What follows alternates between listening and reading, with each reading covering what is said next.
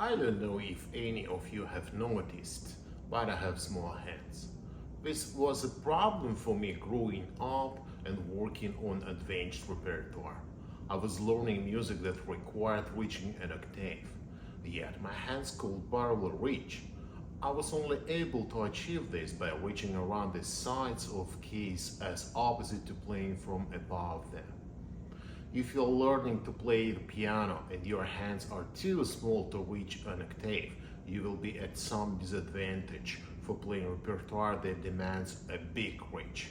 However, it's not impossible to approach even pieces that require playing notes far beyond your reach.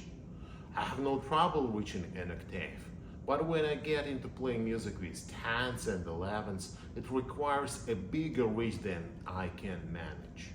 You probably wonder if I have to leave out notes. Actually, no. The secret is learning how to break chords very quickly using the pedal. The difference in sound is almost imperceptible when you quickly break chords you can't reach and catch the notes on the pedal. It's not very difficult, and anyone can learn how to achieve this.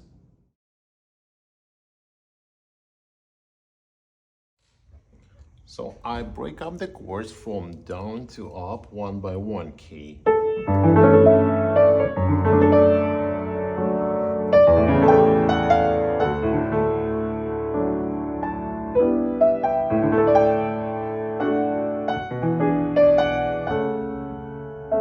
Look how it's worked if I'm not break it up.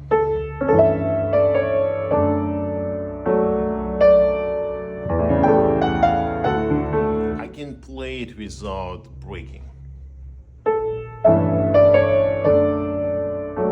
So this chord I can play, so I used to break it.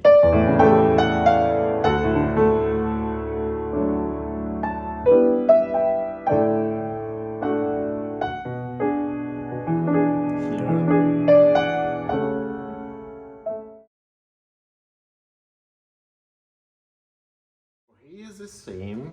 I need to play that stance and I need to break it, because if I'm not breaking it, it's really complicated to me play left hand without breaking.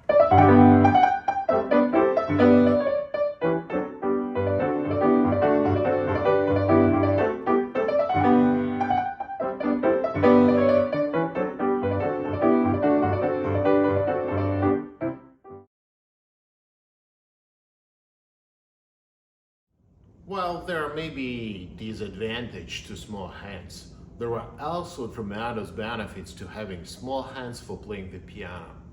Believe it or not, some people have such large fingers, they don't fit between black keys.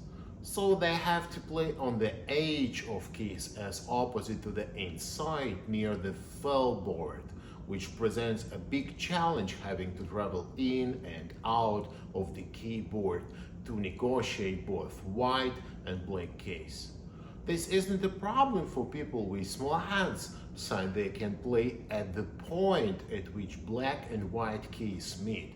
In fact, people with smaller hands have an advantage in being able to play quickly and lightly on the piano. With practice, you can play the piano with small hands.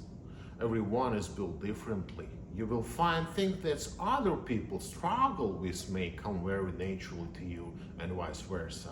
So you can enjoy the benefits of having smaller hands while mitigating any weaknesses by learning how to break chords that require stretch beyond your reach.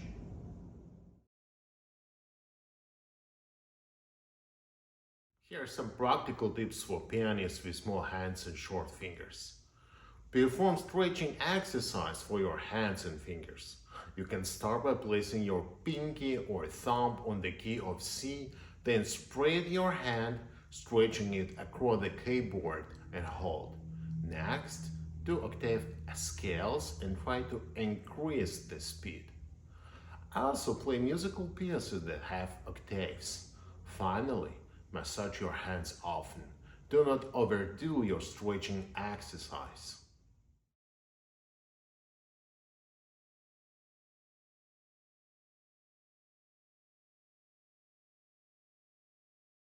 Here on the KFC and try to stretch your hand and hold it.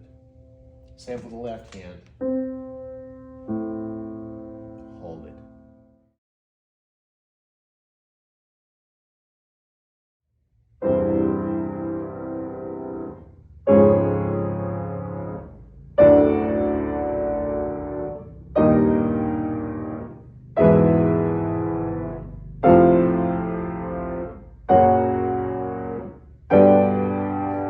And then practice scales, octave scales. And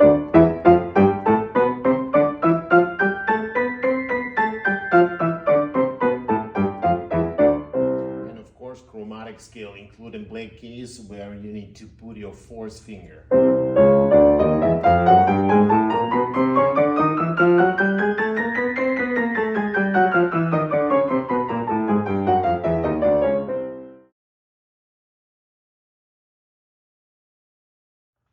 Move up the keyboard as you play. Instead of playing with your fingers at the edge of the keys, try placing them in the middle or even higher between the black keys to keep most keys within reach. Find the position that will work best with you. It might feel awkward only at first until you get used to it.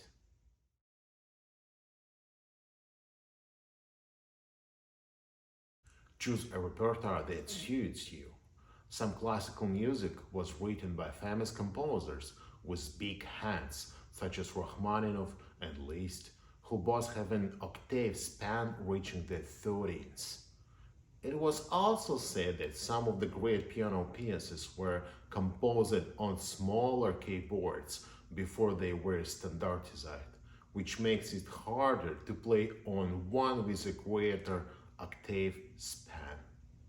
If you find the repertoire too difficult for you, pick something else that you will be able to play with ease.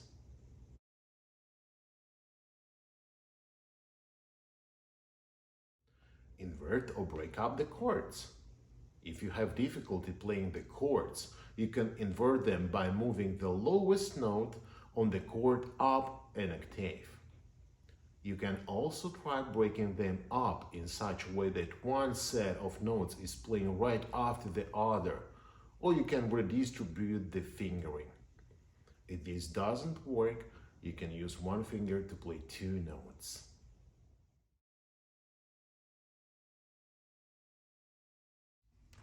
Moonlight Sonata.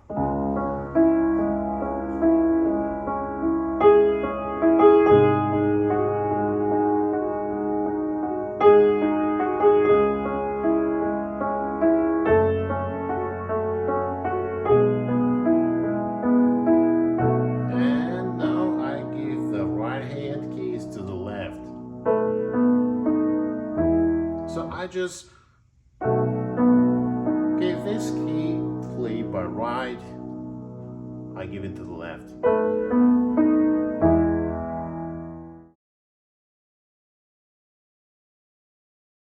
Here is Stravinsky, Petrushka, and in this example I will play one finger on two keys.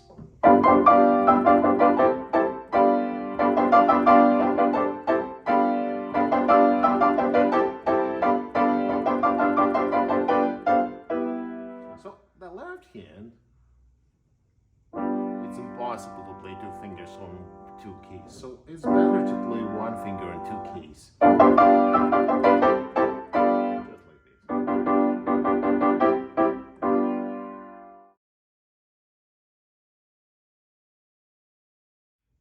Omit the notes. Omitting notes doesn't mean you will butcher the musical piece. You should do this with caution because you don't want to ruin something beautiful just to make it work for you. It will be best if you consult your teacher on this.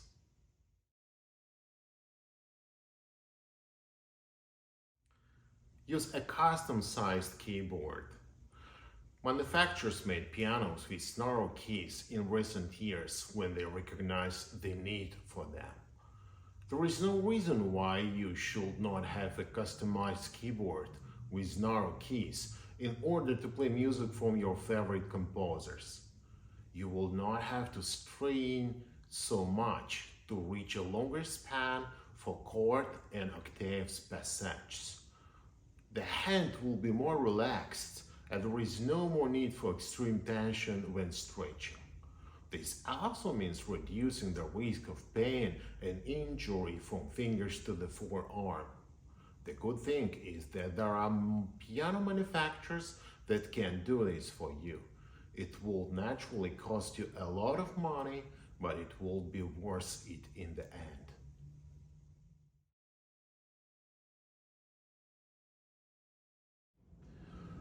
Granted, you were inspired to become a pianist, whether as a professional or as a hobbyist, by great composers, and that you would want to be able to play their music compositions.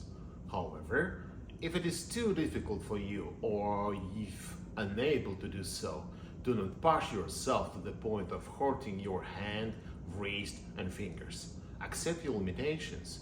Remember that playing the piano is supposed to bring your joy and not stress you out or cause your pain.